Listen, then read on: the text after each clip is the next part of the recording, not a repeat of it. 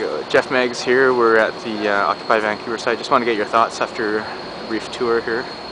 Well, I've been down on a number of occasions and seen the encampment.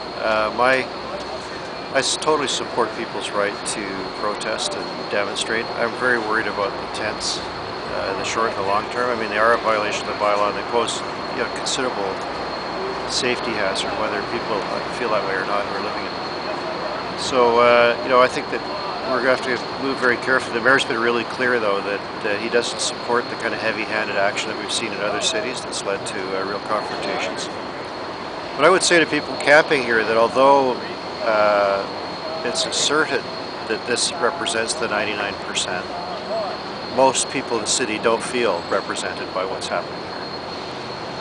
And they don't know what's happening. They don't understand what it is. And although there's a lot of support for the broader issues we see from the American media, those issues aren't as prominent here. And so I think there's a risk that this occupation is going to become isolated for the very people it purports to speak for, and that may be already happening.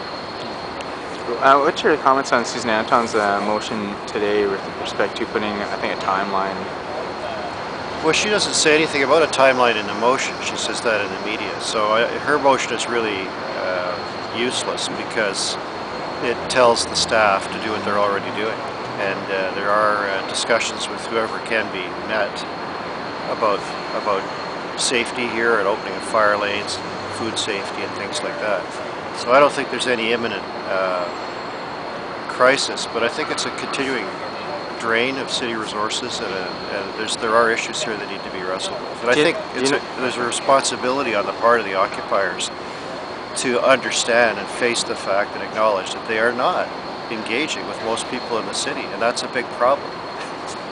Do you know on what the daily kind of cost is now? Like, I mean, there's a $500,000 that's thrown out, but well, the first $500,000 was for security costs, and I don't know. We don't have an accurate number, but it's thousands of dollars a day. Our senior staff are here. We have fire trucks parked here. We have police officers who keep an eye on things. So these are all public services that the occupiers are drawing, and it's not clear when it will all stop.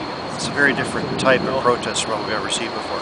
The city always routinely provides this kind of support for a protest march, for example, but it's over in a few hours.